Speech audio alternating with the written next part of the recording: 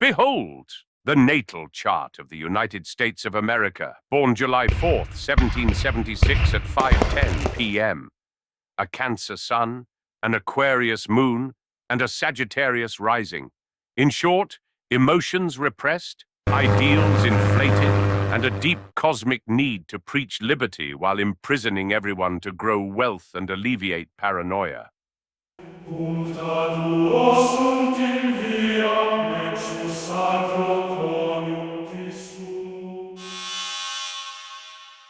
The sun, symbol of the nation's soul, sits in Cancer, sign of the mother, the homeland, and passive aggression. But lo, it festers in the 8th house, the house of death, taxes, and generational curses.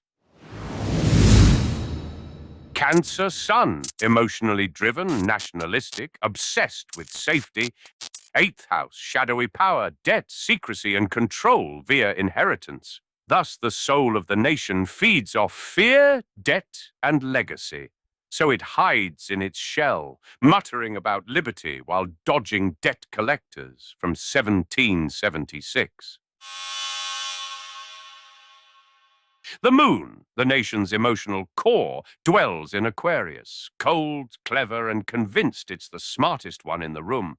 It resides in the 3rd house, domain of gossip, propaganda, and media. Thus, we have the First Amendment and a propaganda engine so powerful it can make a salary slave blame their suffering on someone with pink hair instead of their corporate overlords, while at the same time convincing said pink-haired person to blame their suffering on the salary slave. Mercury, the silver-tongued messenger, struts through Leo in the 9th house, where law, religion, and so-called higher learning converge like a TED Talk hosted by a televangelist. Here, the national voice is loud, dramatic, and utterly convinced it's delivering divine truth, even when it's just reciting headlines from a teleprompter. The marketplace of ideas has become a shouting pit where volume beats virtue and freedom is just a buzzword between ad breaks. Truth is beside the point. What matters is the performance, and whether it gets enough likes to start a culture war. Translation: a nation that argues loudly about freedom but barely understands it. Venus, the nation's charm, flutters through Gemini, the ultimate sign of two-faced small talk, in the 7th house of partnerships and public enemies. What this means: diplomacy is a game of musical chairs played with war budgets and press releases. Relationships are managed like hedge fund portfolios, wildly diversified, heavily traded, and dumped the second they stop turning a profit. In short, America's foreign policy is a cocktail of flirtation, mixed signals, and treaties written in disappearing ink. Sagittarius Rising, ruled by Jupiter, lord of expansion and lofty sermons. This is the sign of the wandering philosopher, or in America's case, the motivational speaker who shows up uninvited, sets up a military base in your backyard, and hands you a pamphlet on freedom.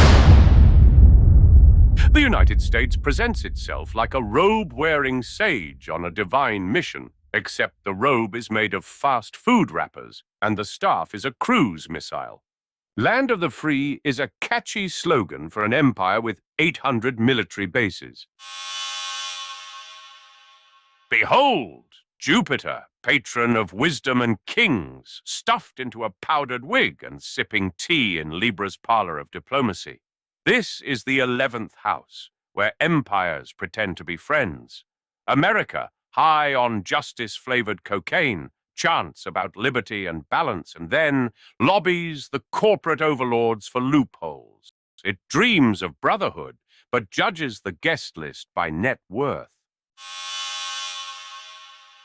Saturn, lord of cosmic law and karma, sits in Libra, sign of balance, but lodged deep in the 12th house, where governments stash their failures, and justice gets waterboarded in the name of order.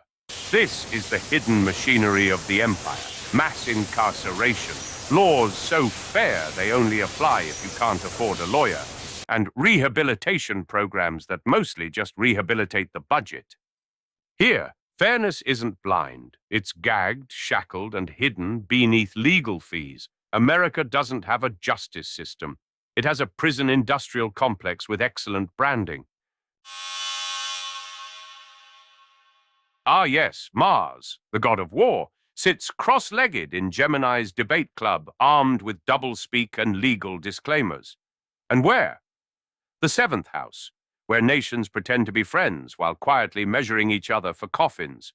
This is diplomacy sponsored by RTX Corporation. Every treaty is a riddle, every peace deal has an asterisk, and every handshake is just foreplay before the invasion. The stars do not lie. The United States was not born under a curse, but under the weight of its own contradictions.